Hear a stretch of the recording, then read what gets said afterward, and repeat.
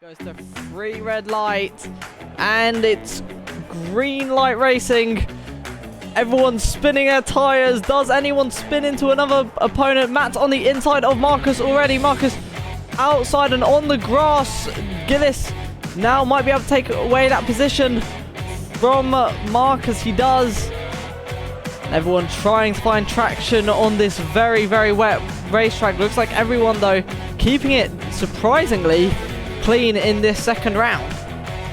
Yeah, Mats is going to be really chuffed with that start. He's managed to not only get himself ahead of Marcus, but he's got Gillish behind him now as well. Gillish, of course, an aggressive driver, but that does mean that Marcus, with his somewhat laggy connection, will not be of any concern for Mats, at least for now, if he doesn't make any mistakes.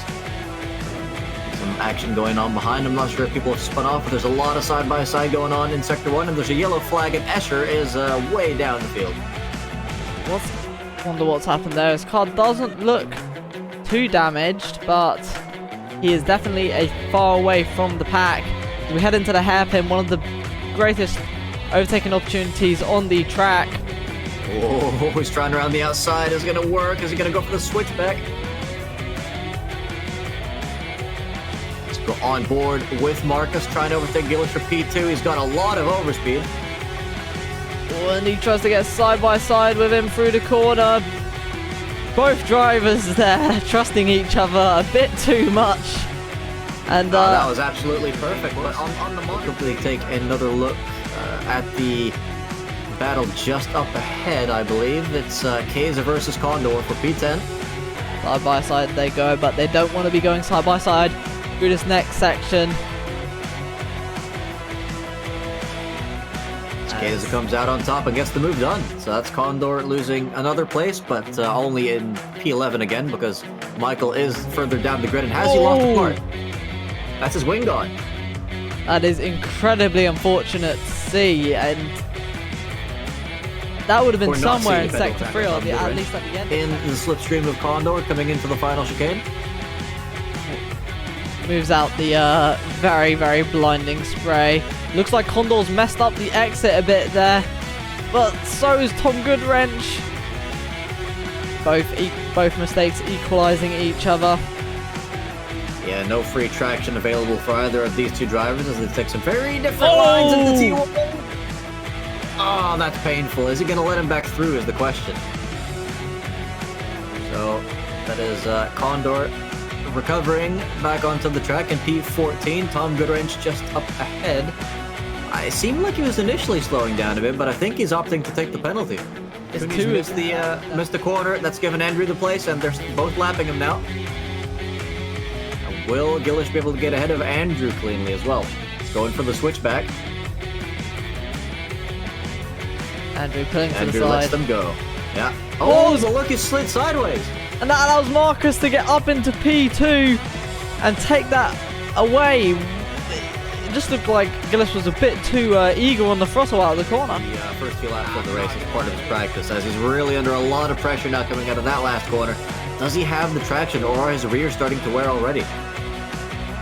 Here goes side by side into the hairpin. Joseph later on the brakes, and in fact almost holding it around the outside. Does he manage to pull it off? Both drivers getting very squirrely, and then into the wall they go. It is so unfortunate. They're both in the wall, and are they going to rejoin unsafely as well? He's spun across the track. Kaiser goes through unscathed, at least. Yeah, that is Kaiser. And Trouble, where's Trouble at? He's already escaped the scene, it seems, but I assume both drivers will have to pit immediately to fix all the damage they just got. As Trouble lets Joseph by, but I think we are going to see both of them. No, they both continue. Wow. At the start of the race, and now I think people are going to be praying that when the pit stops come into play, we might have a bit more people close in on each other. It's going to have to either be that or lapped traffic getting into an incident as Tom Goodwrench there losing the rear and barely saving it coming out of the wall of Champions Corner. I think if this meanwhile, where's Escher? Escher's gone around the outside of him.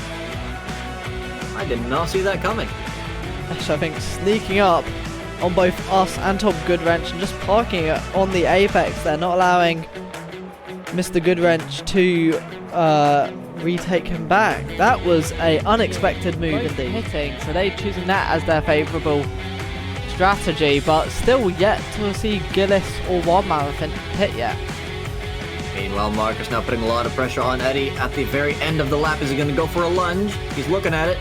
Down the inside, I think he's just got the tyres to make that move, and that camera was absolutely awful, but Marcus has the tyres and had the pace to make an easy move on Eddie back up into P4. That camera angle definitely added a couple seconds of tension there, to say the very least, for Marcus. I think Sector 1 definitely one of the hardest to follow, as Matt looks like he might have a run on Gillis.